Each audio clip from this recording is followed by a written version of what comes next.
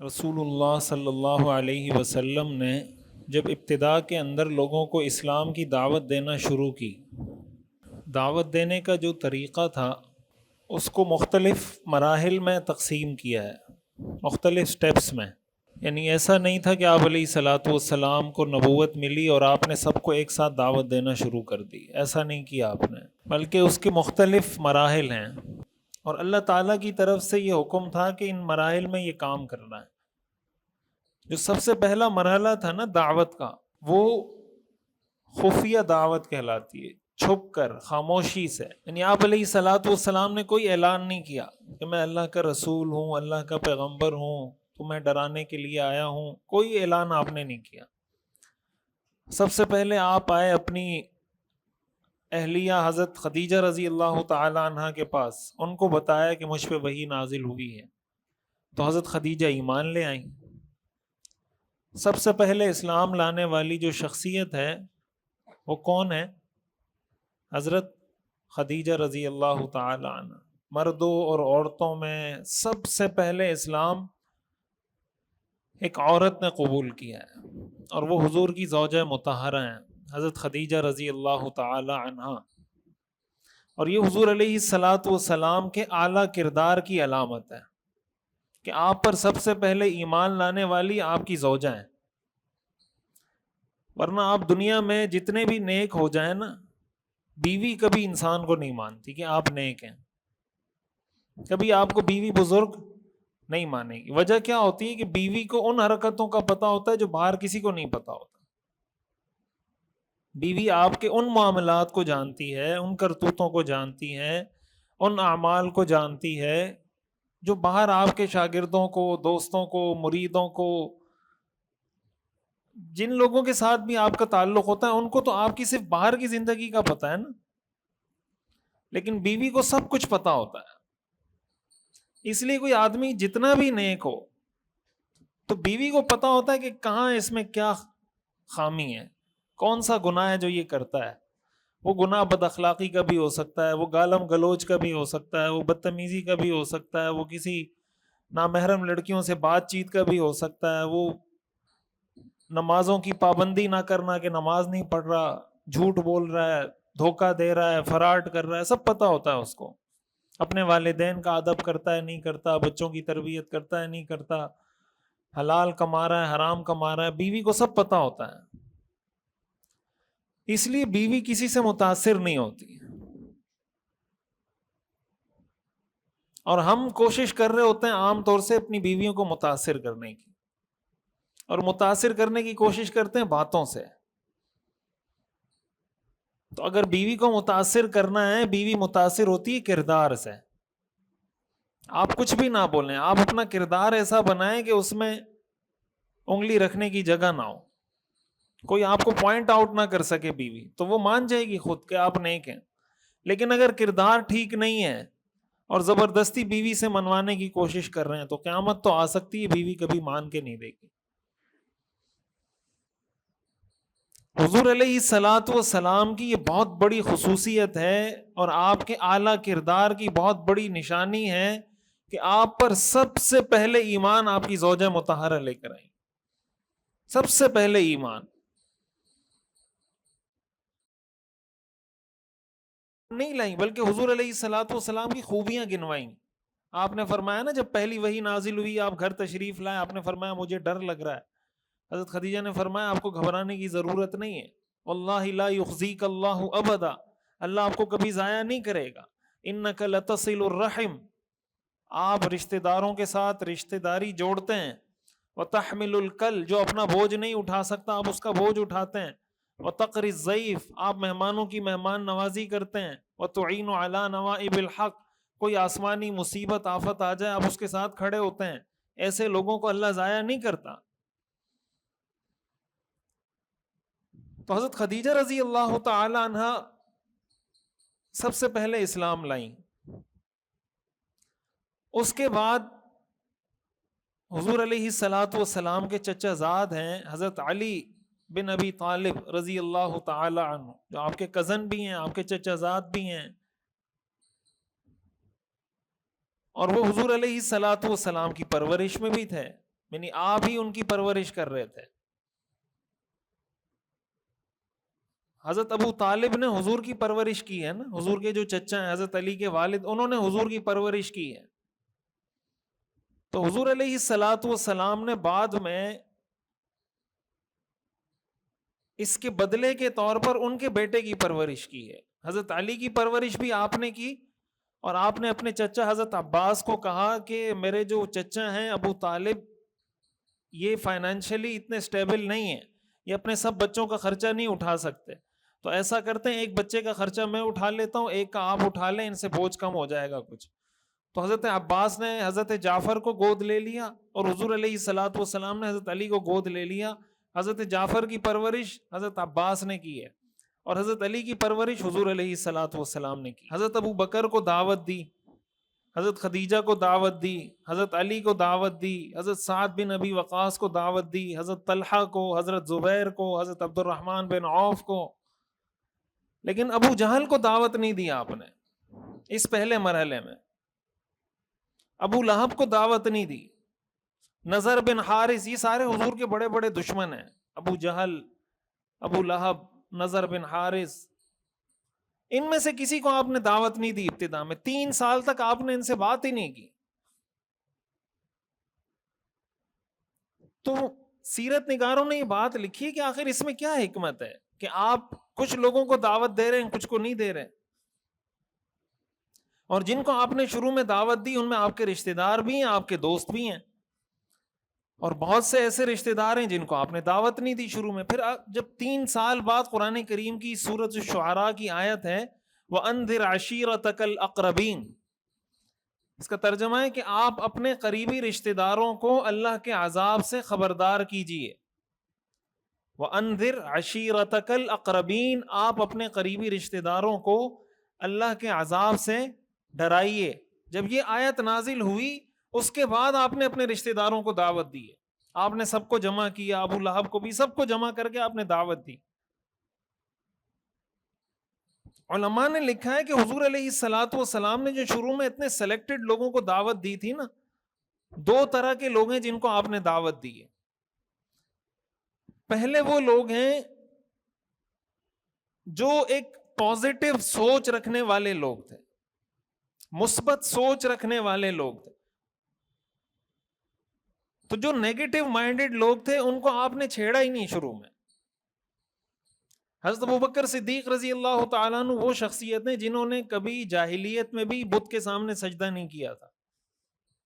یعنی اسلام کے آنے سے پہلے بھی کبھی شراب نہیں پی, کبھی کسی بت کے سامنے سجدہ نہیں کیا, کبھی شراب نہیں پی, کبھی زنا نہیں کیا, جاہلیت کے دور میں بھی نہیں کیا. اسی طرح حضرت عثمان رضی اللہ تعالیٰ عنہ بھی انہی لوگوں میں شامل ہیں. آپ نے شروع میں ٹارگٹ کیا ان لوگوں کو جو کسی بھی معاملے کو پازیٹیولی سوچتے ہیں, ان کی تھنکنگ پازیٹیو ہوتی ہے. لیکن جن لوگوں کا مائنڈ سیٹ نیگیٹو ہوتا ہے اور ہر چیز میں کیڑے نکالنا اور ہر چیز کو منفی ذہن سے دیکھنا اور نیگیٹیوٹی پھیلانا اور ہر چیز کو نیگیٹو ایسپیکٹ سے دیکھنا, اس طرح کے کسی بھی آدمی کو آپ نے ابتدائی 3 سالوں میں دعوت ہی نہیں دی. اس سے ہمیں کیا سمجھ میں آتا ہے کہ ہدایت کا قبول کرنا, دین کی بات کا قبول کرنا ان لوگوں کے لیے آسان ہوتا ہے جو پازیٹو مائنڈ رکھتے ہیں, اور جس آدمی کا مائنڈ سیٹ نیگیٹو ہوتا ہے اس کے لیے دین کا قبول کرنا مشکل ہوتا ہے. قرآن کریم میں سورۃ الانفال میں اللہ تعالیٰ نے ابو جہل کی ایک بات نقل کی ہے. سورہ انفال کی غالباً آیت نمبر 32 ہے. ابو جہل نے حضور سے کہا, قرآن میں اللہ نے ذکر کیا کہ وَإِذَا تُتْلَى عَلَيْهِمْ آيَاتُنَا, کہ جب ہماری آیات ان کے سامنے تلاوت کی جاتی ہیں تو کہتے ہیں إِنْ هَذَا إِلَّا أَسَاطِيرُ الْأَوَّلِينَ, یہ پچھلے لوگوں کی کہانیاں ہیں. کبھی حضرت موسیٰ کا واقعہ شروع ہو جاتا ہے, کبھی فرعون کا, کبھی حضرت, یہ تو کہانیاں ہیں ساری.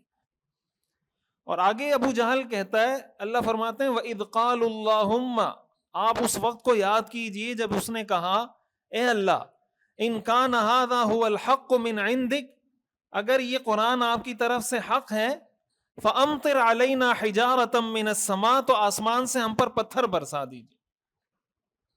ابو جہل نے کیا کہا کہ اے اللہ اگر یہ قرآن آپ کی طرف سے ہے اور حق ہے تو کیا کیجئے، ہم پر آسمان سے پتھر برسا دیں، او ائتنا بعذاب علیم، یا ہمیں دردناک عذاب میں مبتلا کر دیں۔ مفسرین نے لکھا ہے کہ ابو جہل کو یہ کہنا چاہیے تھا کہ یا اللہ اگر یہ حق ہے تو مجھے اس کی ہدایت عطا کر دیں۔ کیا خیال ہے، دعا کیا کرنی چاہیے تھی؟ اے اللہ اگر یہ قرآن آپ کی طرف سے ہے اور حق ہے تو مجھے ہدایت عطا کر دے۔ ابو جہل کیا کہہ رہا ہے کہ اگر یہ حق ہے تو مجھ پہ پتھر برسا دے، یعنی میں مانوں گا تو پھر بھی نہیں۔ اللہم ان کان ھذا ھو الحق من عندک فامطر علینا حجارۃ من السماء۔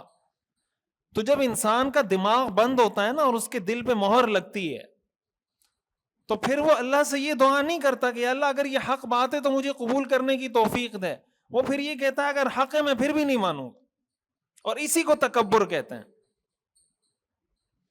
حدیث میں آتا ہے نا، صحابہ کرام سے ایک دفعہ حضور علیہ الصلوۃ والسلام نے فرمایا لا يدخل الجنت من كان في قلبه مثقال ذرة من الكبر، وہ شخص جنت میں داخل نہیں ہوگا جس کے دل میں ذرہ برابر بھی تکبر ہو۔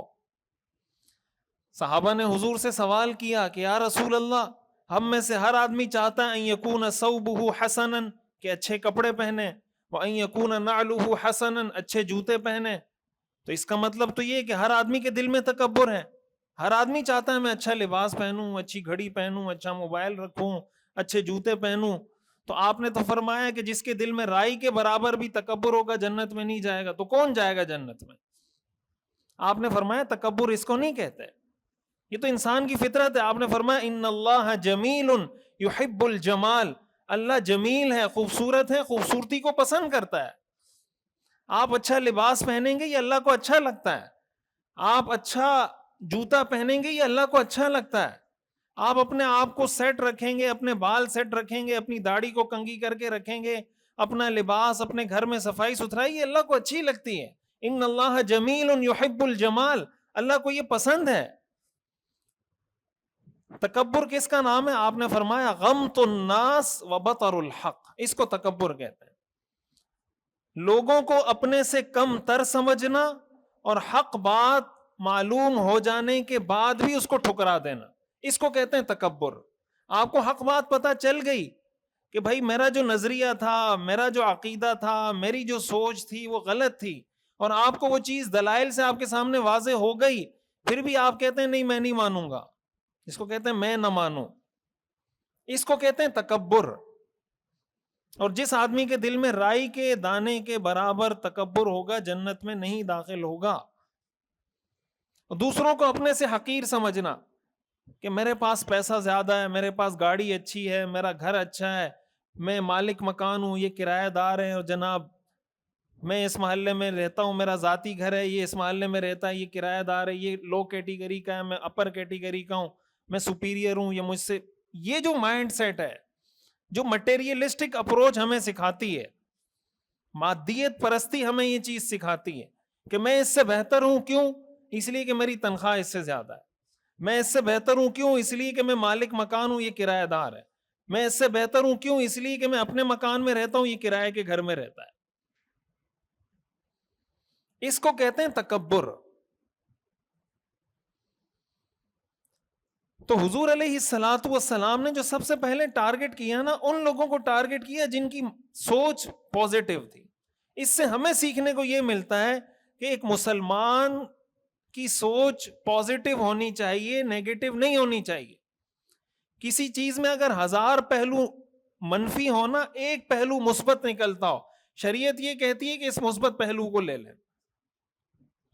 علماء نے لکھا ہے اگر کسی آدمی نے کوئی ایسا جملہ کہا جس کفریہ جملہ ہے، کوئی کفریہ جملہ اس نے کہا، لیکن اس کے اندر تعویل ہو سکتی ہے، یعنی اگر آپ اس کو کوئی اور طریقے سے گھما کے سوچیں تو یہ ہو سکتا ہے کہ اگر اس جملے کا یہ مطلب لیا جائے تو یہ کفریہ جملہ نہیں بنے گا۔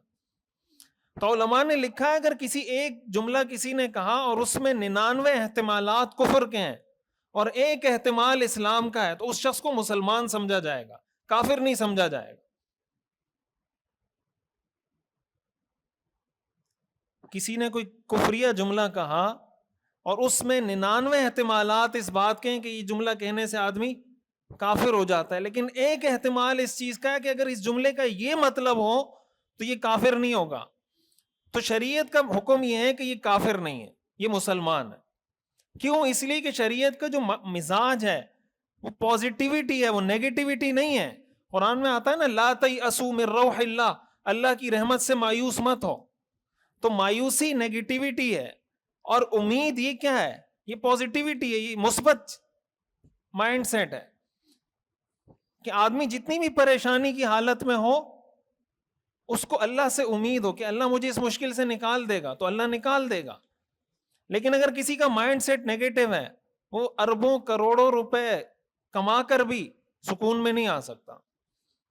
یہ جو اللہ نے ہمیں قناعت کا حکم دیا ہے نا، قناعت کا مطلب یہ ہوتا ہے کہ اللہ نے جو دیا ہے اس پہ راضی ہو جائیں، حلال طریقے سے کمانے کی کوشش کریں اگر کمانا چاہتے ہیں، لیکن اس کو اپنے دماغ پہ سوار نہیں کریں کہ یار وہ اتنے 10 لاکھ کما رہا ہے، میں 2 لاکھ کما رہا ہوں، اور سٹریس میں اور ڈپریشن میں اور ٹینشن میں مرا جا رہا ہے یہ کہ یار میں کیا کروں گا، وہ تو 10 لاکھ کما رہا ہے، میں 2 لاکھ کما رہا ہوں۔ یہ نیگیٹو مائنڈ سیٹ ہے۔ پازیٹو مائنڈ سیٹ یہ کہ بھائی میں 2 لاکھ کما رہا ہوں، الحمدللہ بہت ہے، ہاں میں 10 لاکھ کمانا چاہوں کما سکتا ہوں، کام کریں، دماغ کو پازیٹو رکھیں۔ حدیث میں آتا ہے رسول اللہ صلی اللہ علیہ وسلم یہ دعا کیا کرتے تھے، اللہم قنعنی بما رزقتنی وبارک لی فی، اے اللہ جو تو نے مجھے رزق دیا مجھے اس پہ قناعت نصیب فرما اور مجھے اس میں برکت عطا فرما۔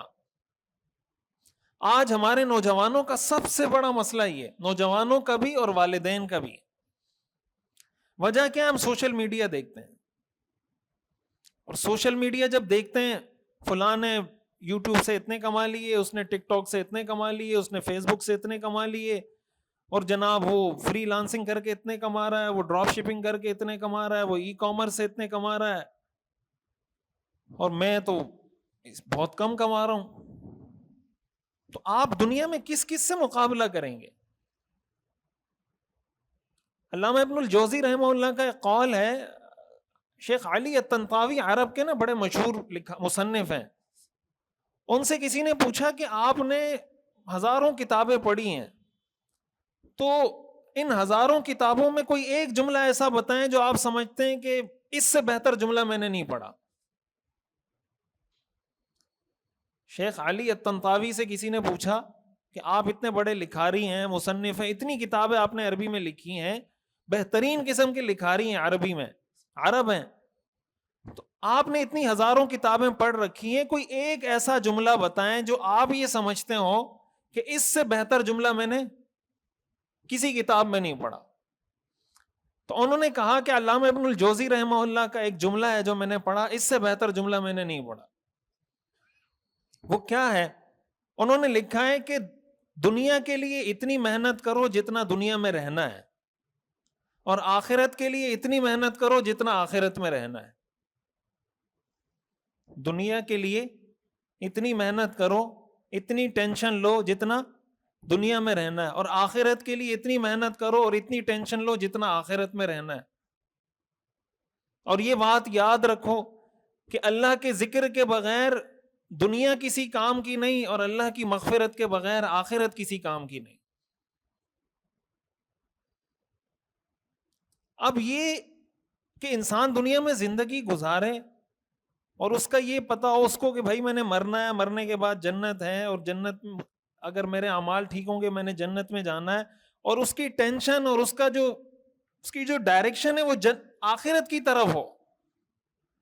تو دنیا میں اگر اس کی تنخواہ 2 لاکھ ہو تب بھی سکون میں ہوگا، 10 لاکھ ہو تب بھی سکون میں ہوگا، 50,000 ہو تب بھی سکون میں ہوگا۔ سکون کا تعلق 2 لاکھ، 10 لاکھ، 50 لاکھ، 1 کروڑ کے ساتھ نہیں ہے، سکون کا تعلق اس دماغ کے ساتھ ہے۔ آپ اپنے دماغ کی ڈائریکشن سیٹ کریں، آپ خود سکون میں آ جائیں گے، اور یہ اسلام ہمیں سکھاتا ہے۔ حضرت مصعب ابن عمیر رضی اللہ تعالی عنہ بڑے مشہور صحابی ہیں،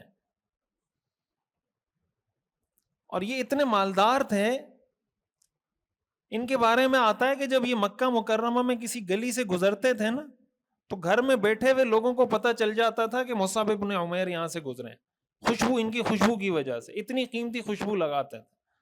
کسی رستے سے گزرتے تھے تو کئی گھنٹے تک گزرنے والا وہاں سے بتا دیتا تھا کہ یہاں سے مصعب ابن عمیر گزرے ہیں. اتنا ان کا جو اسٹائل تھا، ان کا جو لباس تھا، ان کے جوتے، ان کی خوشبو، ہر چیز بہت، جس کو آپ آج کی زبان میں کہہ سکتے ہیں کہ برانڈڈ چیزیں استعمال کرتے تھے. جب مدینہ منورہ ہجرت کا حکم آیا، آپ علیہ الصلوۃ والسلام یہ قرآن کے قاری تھے بہت زبردست، آپ نے ان کو مدینہ بھیج دیا کہ مدینہ میں جا کے لوگوں کو قرآن سکھائیں. انہوں نے سب کچھ چھاڑ کے مدینہ چلے گئے. مکہ چھوڑا، اپنی زمین چھوڑی، گھر بار چھوڑا، یہ سارا لائف اسٹائل چھوڑ کے وہاں چلے گئے. غزوہ احد کے اندر یہ شہید ہوئے ہیں حضرت مصعب ابن عمیر رضی اللہ تعالی عنہ.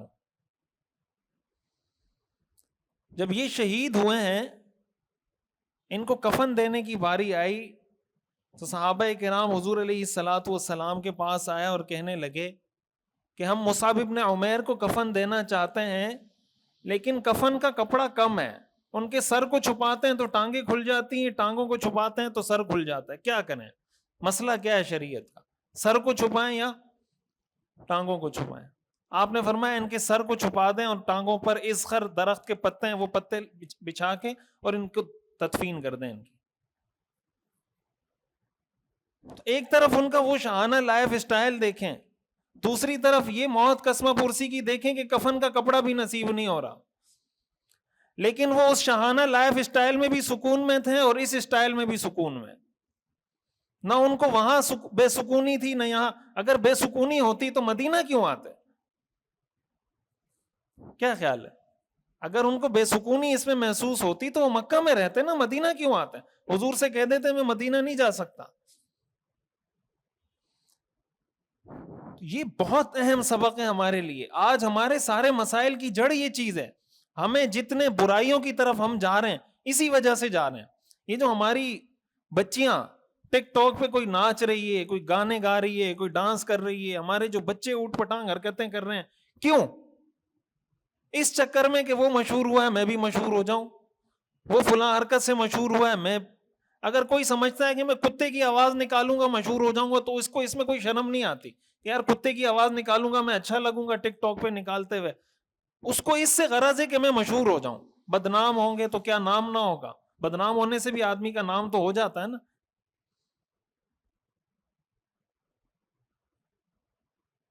پھر ہمارے ہاں کیا ہو رہا ہے؟ بھائی فلاں کی ویڈیو لیک ہو گئی، آج فلاں کی ویڈیو لیک ہو گئی، آج فلاں کی ویڈیو لیک ہو گئی. یہ جو ویڈیو لیک ہو رہی ہیں کیوں لیک ہو رہی ہیں؟ اور پھر جو لیک ویڈیو ہوتی ہے اس کی ویورشپ سب سے زیادہ آتی ہے. کسی کی ویڈیو لیک ہو نا تو اس کی جو ویورشپ ہوتی ہے وہ کروڑوں میں پہنچ جاتی، ملینز میں پہنچ جاتی. یہ جو مائنڈ سیٹ بنایا یہ اسی ٹک ٹاکر نے بنایا جس کی ویڈیو لیک ہوئی ہے.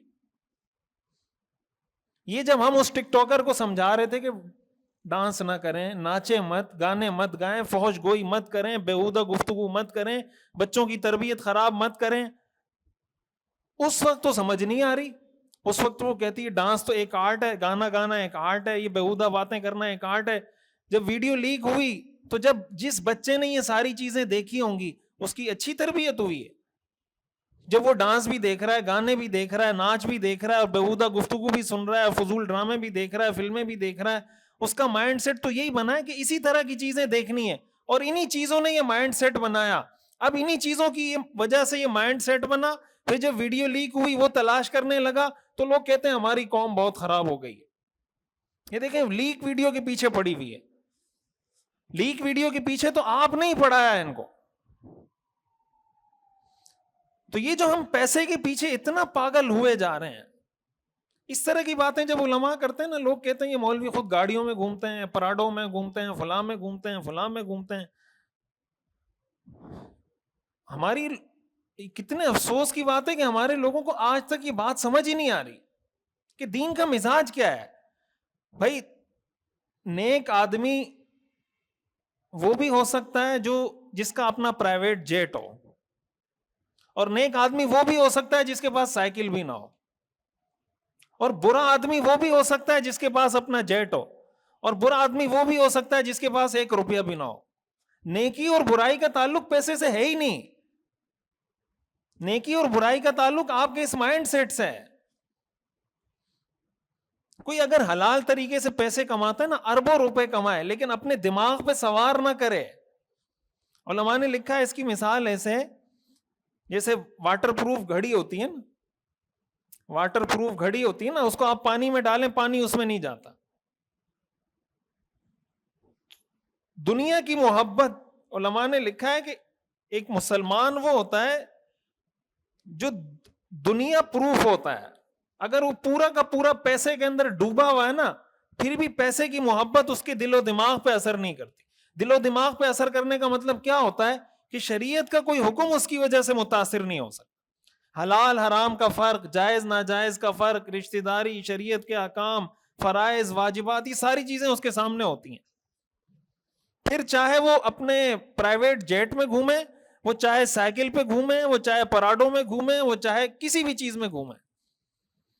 یہ جو بار بار بات کی جاتی ہے، اس کا مقصد یہ ہوتا ہے کہ دنیا کی محبت کو اس طرح اپنے دماغ پہ سوار نہ کریں کہ آپ بلا وجہ سٹریس میں چلے جائیں. اب جب آپ سٹریس میں جائیں گے، آپ بیوی سے بھی لڑیں گے، آپ بچوں سے بھی لڑیں گے، آپ دوستوں سے بھی لڑیں گے، آپ جہاں جاب کرتے ہیں وہاں بھی لڑیں گے. تو اس سٹریس سے آپ کو فائدہ کیا ہو رہا ہے؟ اس کے بجائے اگر آپ اس پہ قناعت کرتے کہ بھائی جو اللہ نے مجھے دیا بہت ہے. حدیث میں آتا ہے انظروا الی من هو اسفل منکم ولا تنظروا الی من هو فوقکم وذلک اجدر الا تزدروا نعمت اللہ علیکم. کہ دنیا کے معاملے میں اپنے سے نیچے کو دیکھو، اپنے سے اوپر کو مت دیکھو. اس سے تمہیں اللہ کی نعمتوں کی شکر کی اور قدردانی کی توفیق نصیب ہو جائے گی. تو پہلی جو چیز ہمیں سیکھنے کو ملتی ہے وہ یہ کہ انسان کی سوچ مثبت ہونی چاہیے، منفی نہیں ہونی چاہیے. اور دنیا کے اندر جتنے لوگوں نے کوئی کام کیا ہے نا، کسی بھی سطح پر کوئی لیڈر بنا ہے دنیا کے اندر اور اس لیڈر نے پرفارم کیا ہے، وہ وہی شخص ہے جس کی پازیٹیو سوچ ہو سکتی ہے. رسول اللہ صلی اللہ علیہ وسلم جس معاشرے میں تشریف لائے تھے اس میں کیا پازیٹیو تھا؟ بتائیں کیا پازیٹیو تھا اس معاشرے میں؟ شراب وہ پیتے تھے، زنا وہ کرتے تھے، بچیوں کو وہ زندہ درگور کرتے تھے. مطلب جو برائی کا آپ نام لیں وہ اس معاشرے میں موجود تھی. سود، حرام خوری، رشوت خوری، یتیم بچوں کا مال دبانا، عورتوں کو قتل کرنا، بچیوں کو زندہ درگور کرنا، جو برائیاں معاشرے میں ہو سکتی ہیں ساری برائیاں تھیں. حضور علیہ الصلوۃ والسلام کے آنے سے تبدیل ہوئی نہیں ہوئی؟ کیسے لوگ تیار کیے حضور نے، کیسی قوم تیار کی، کیسی ٹیم تیار کی آپ نے. اس جیسی ٹیم دنیا میں کبھی کسی نے نہیں دیکھی. تو حضور علیہ الصلوۃ والسلام کا مائنڈ سیٹ پازیٹیو تھا تو یہ ٹیم تیار ہوئی نا. نیگیٹو مائنڈ سیٹ کے ساتھ آپ اپنے گھر میں والدین کے ساتھ بھی نہیں رہ سکتے، آپ اپنے بچوں کی تربیت بھی نہیں کر سکتے، آپ بیوی کے ساتھ بھی نہیں رہ سکتے.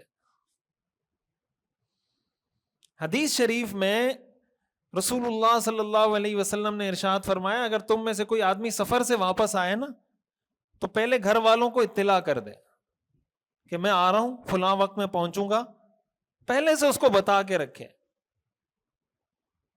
کیوں؟ تاکہ بیوی اپنے آپ کو تیار کر لے کہ بھائی میرے میاں نے فون کیا تھا اور کل اس کی ٹکٹ ہے، کل اس کی فلائٹ ہے، کل 10 بجے وہ پہنچے گا، تو 10 بجے وہ پہلے سے تیار حالت میں ہو.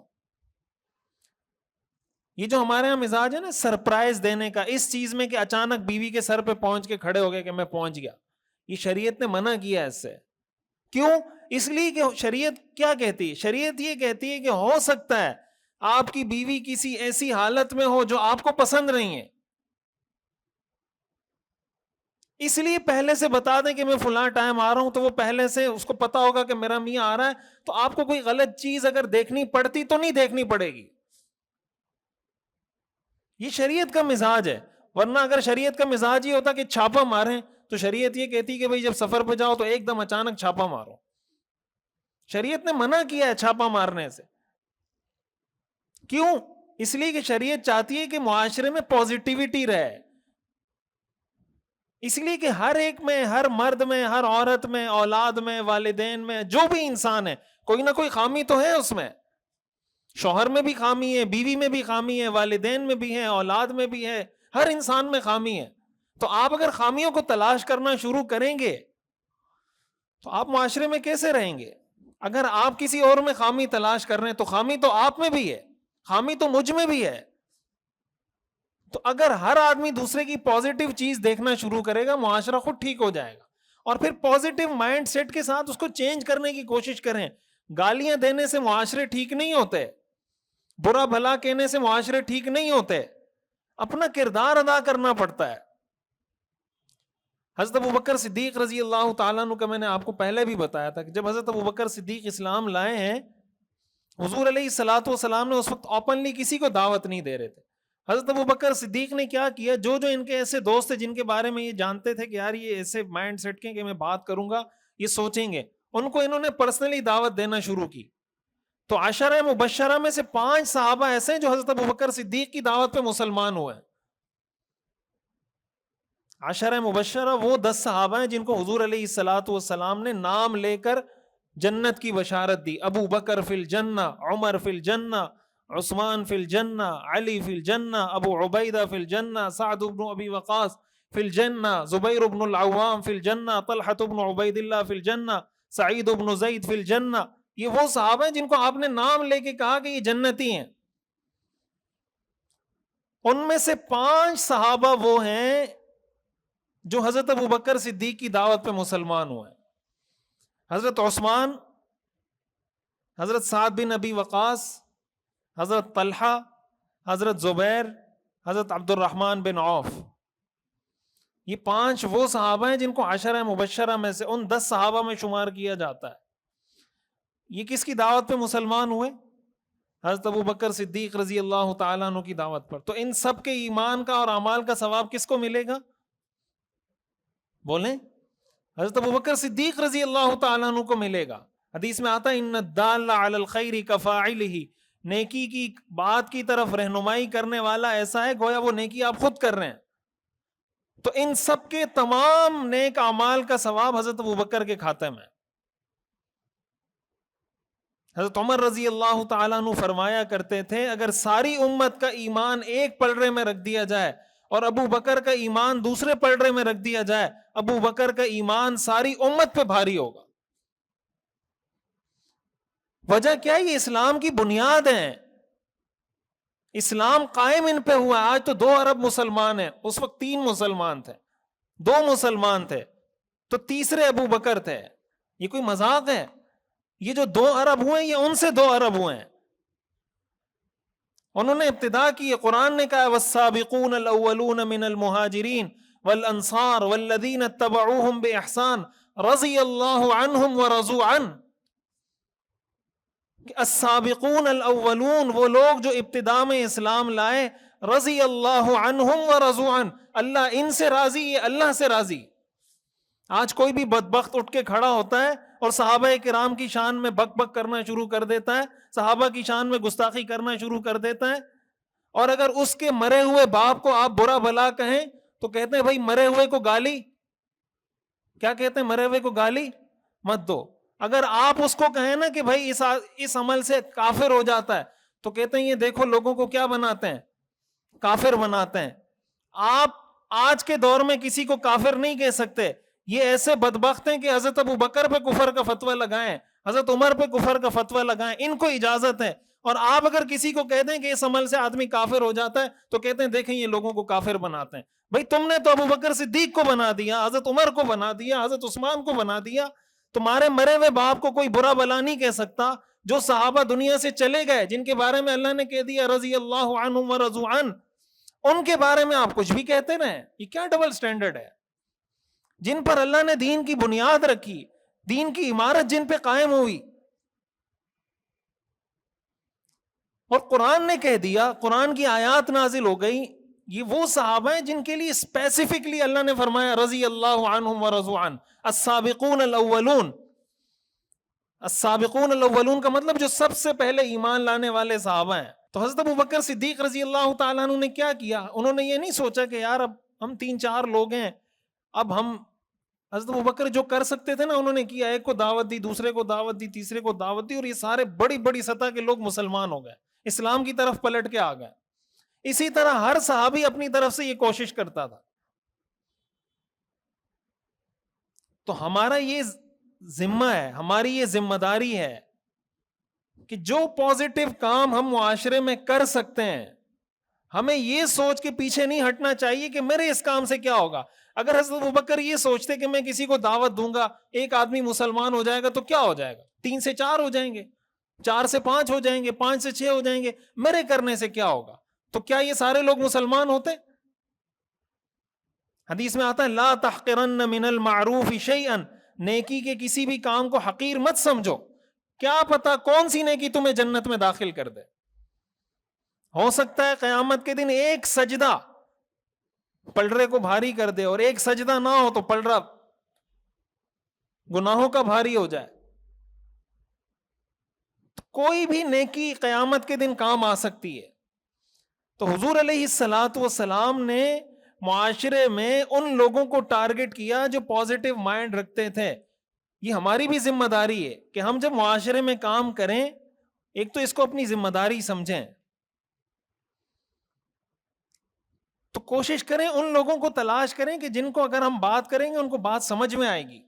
پھر جب وہ جڑنا شروع ہوں گے, جو نیگیٹو مائنڈ کے لوگ ہیں وہ خود جڑنا شروع ہو جائیں گے. حضور علیہ الصلوۃ والسلام نے جو دعوت دی, ایک تو ان لوگوں کو دعوت دی, دوسری جو آپ نے دعوت دی وہ اس معاشرے کے نوجوانوں کو دعوت دی. اس لیے کہ نوجوانوں میں اللہ نے وہ صلاحیت رکھی ہے کہ وہ جب کسی چیز کو قبول کرتے ہیں, کسی چیز کی ذمہ داری اٹھاتے ہیں, تو پھر وہ اس کو لے کے کھڑے ہوتے ہیں, پھر وہ ڈرتے نہیں ہیں.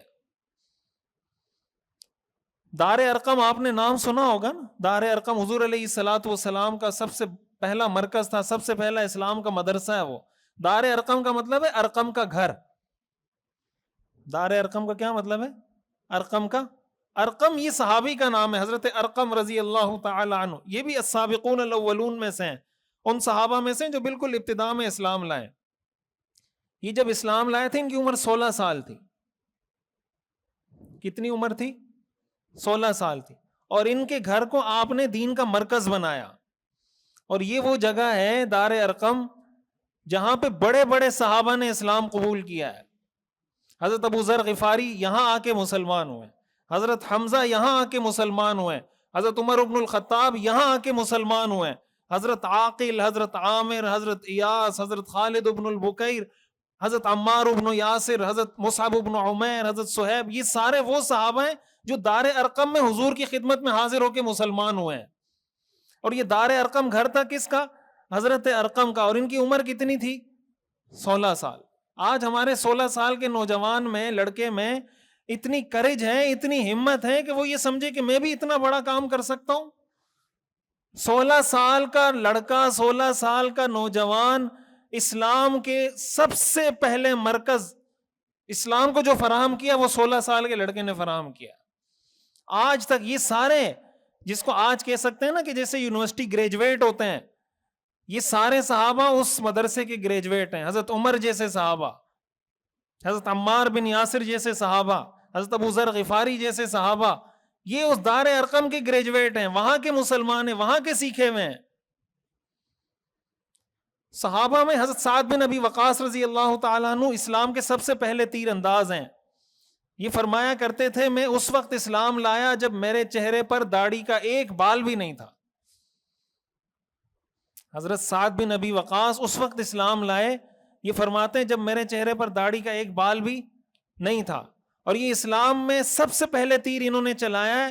اور یہ وہ شخصیت ہے, حضرت سعد فرمایا کرتے تھے میں وہ شخصیت ہوں جس کے لیے حضور نے اپنے والدین کو جمع کیا ہے.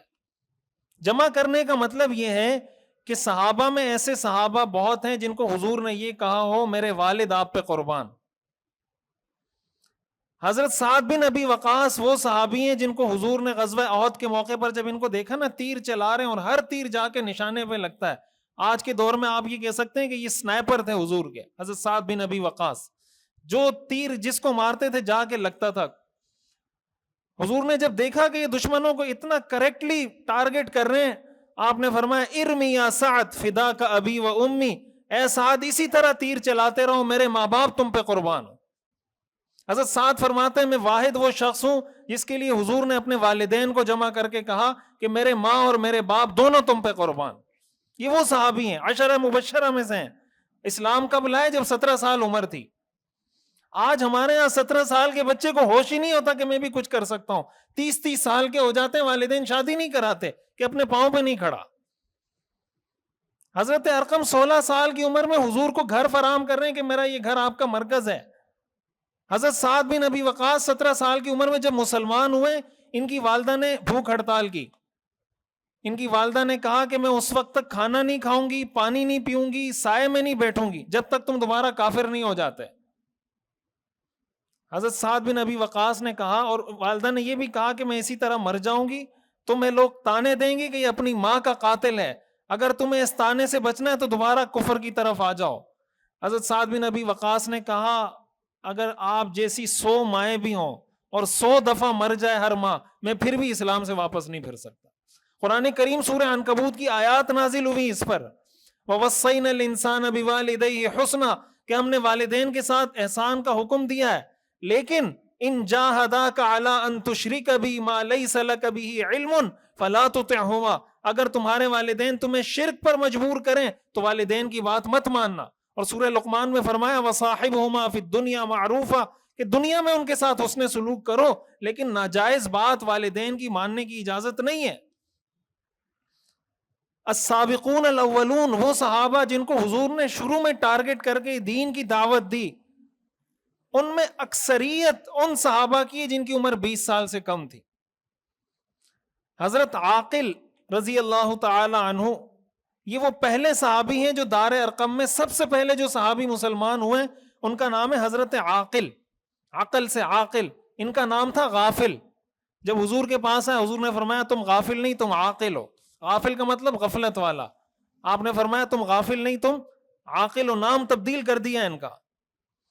اور اس سے بھی یہ سمجھ میں آتا ہے کہ مسلمان عاقل ہوتا ہے، مسلمان غافل نہیں ہوتا. اور جس کا نام غافل ہوتا تھا حضور نام تبدیل کر دیتے تھے. یہ مسلمان کی شان نہیں ہے کہ وہ غافل ہو، مسلمان عاقل ہوتا ہے. یہ 4 بھائی تھے، حضرت عاقل، حضرت عامر، حضرت ایاس، حضرت خالد. 4 بھائی تھے، چاروں ایک ساتھ اسلام لائے ہیں، اور چاروں کی عمر 20 سال سے کم تھی. اور حضرت عاقل یہ غزوہ بدر میں شہید ہو گئے. چاروں بھائی ایک ساتھ غزوہ بدر میں شریک ہوئے تھے. یہ واحد علماء نے لکھا ہے 4 بھائیوں کی جوڑی ہے جو غزوہ بدر میں 4 بھائی ایک ساتھ شریک ہوئے ہیں. واحد یہ 4 بھائی ہیں، اور کوئی ایسا نہیں ہے کہ 4 بھائی ایک ساتھ غزوہ بدر میں شریک ہوئے ہوں. اس وقت اگر ہم پاکستان میں نا 60%، پاکستان کے اندر 60% جو آبادی ہے ان کی عمر 30 سال سے کم ہے، اور 40% ان 60 میں سے ایسے ہیں جن کی عمر 20 سال سے کم ہے. یعنی ہماری آبادی کا میجورٹی طبقہ وہ 30 سال سے کم ہے. ہم یہ تو دیکھیں نا، ہمارے لڑکوں کو، ہماری لڑکیوں کو، نوجوان لڑکوں کو، لڑکیوں کو کیا پتا ہے. حضرت فاطمہ بنت خطاب جو حضرت عمر کی بہن ہے، آپ نے سنا ہوگا نا کہ جب حضرت عمر مسلمان ہو رہے تھے تو ان کو کسی نے بتایا کہ تمہاری بہن مسلمان ہو گئی ہے، پہلے ان کو تو جا کے سنبھالو. حضرت فاطمہ بنت خطاب کی عمر 14 سال تھی جب مسلمان ہوئی تھی، اور ایسی حالت میں مسلمان ہوئی تھی کہ عمر بن خطاب جیسے بھائی مسلمان نہیں تھے. حضرت عمر کا جلال، ان کا غصہ، ان کا رعب کتنا تھا، تو ان کی بہن پہ ان کا کتنا رعب ہوگا. اس سب کچھ کے باوجود کہ بھائی مسلمان نہیں ہے، بلکہ وہ حضور کو معاذ اللہ قتل کرنے کے لیے گھر سے نکلے تلوار لے کر. رستے میں کسی نے بتایا کہ تمہاری بہن مسلمان ہو گئی ہے، پہلے ان سے پوچھو. وہ جب گئے پوچھا تو اس نے کہا میں مسلمان ہو گئی ہوں. حضرت عمر رضی اللہ تعالیٰ عنہ نے ان کو مارا، پیٹا، لہو لہان کر دیا. انہوں نے کہا اگر تم خطاب کے بیٹے ہو، میں بھی خطاب کی بیٹی ہوں، جو کر سکتے ہو کرو، میں اسلام سے پھرنے والی نہیں ہوں. آج ہماری 14 سالہ لڑکی کو اتنا شعور ہے، ہمارے 14 سالہ لڑکے کو اتنا شعور ہے.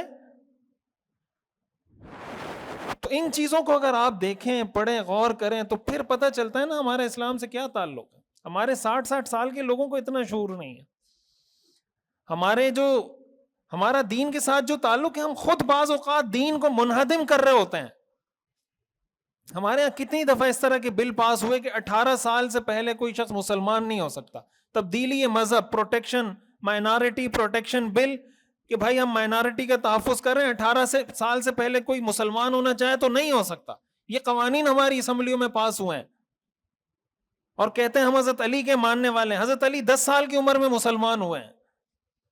حضرت علی کب مسلمان ہوئے؟ 10 سال کی عمر میں اسلام لائے. اور اسلام لانے کا مطلب یہی تھا کہ آپ ٹکر لے رہے ہیں پورے معاشرے سے، پورے معاشرے سے ٹکر لے رہے ہیں. حضرت علی نے فرمایا مجھے یہ بات سمجھ میں آتی ہے، میں نے ایکسیپٹ کر لی. وہ الطاف حسین حالی کا ایک شعر ہے نا، بڑے زبردست اشعار ہیں اس کے، کہ کرے غیر گر بت کی پوجا تو کافر، کرے غیر